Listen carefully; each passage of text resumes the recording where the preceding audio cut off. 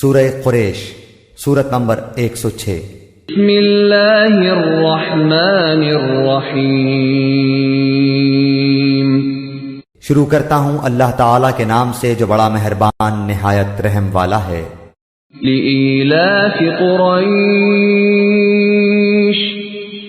قریش کے مانوس کرنے کے لیے۔ ایلاف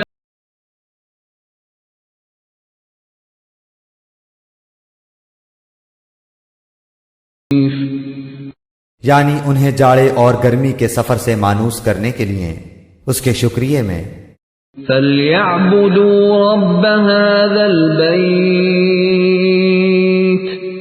پس انہیں چاہیے کہ اسی گھر کے رب کی عبادت کرتے رہیں۔